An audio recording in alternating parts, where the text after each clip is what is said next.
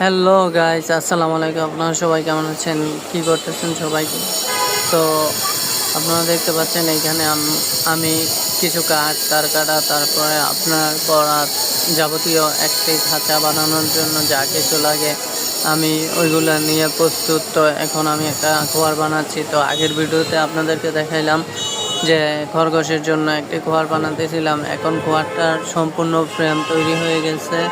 এখন আমি শুধু এটার বেড়া দেওয়ার জন্য তো আপনার কিছু টিন আনলাম, তারপরে যাবতীয় যা কিছু লাগে আপনারা দেখেন। এই যে আমি ঘরটা বানিয়েছি, তো এখন ঘরটি কেমন হলো আপনারা জানাবেন। আর এই যে খরগোশগুলো রাখার জন্যই আমি ঘরটি বানিয়েছি, সম্পূর্ণ নিজে বানিয়েছি, কারো হেল্প নেইনি। তারপরে আপনার এইখানে আমি যদি খরগোশ পালি ওইটাও পালতে পারবো, যদি বলি পাখি পালবো পালতে পারবো, মুরগি পালতে পারবো। তো এইভাবে ঘরটি বানানো হয়েছে।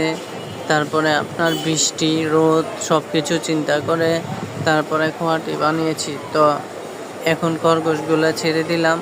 তো আমার খোয়ার বানানো শেষ হয়ে গেছে।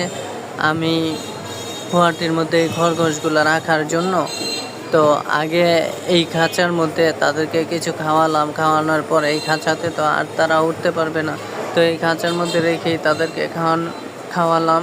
খাওয়ানোর পরে তাদেরকে নিয়ে যাচ্ছি ওই খোয়ারে রাখার জন্য। তো খোয়ারে রাখবো, নতুন বাসা, নতুন সব কিছু। খরগোশের ফিলিংসটা কেমন ওইটা আমরা ভিডিওতে দেখিয়ে দেব।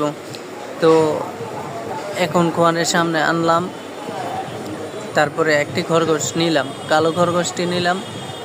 নেওয়ার পরে এটাকে আপনার খোয়ারে ঢুকাবো। তা এমন সময় ঢুকতে চাচ্ছিল না, নতুন সব কিছু।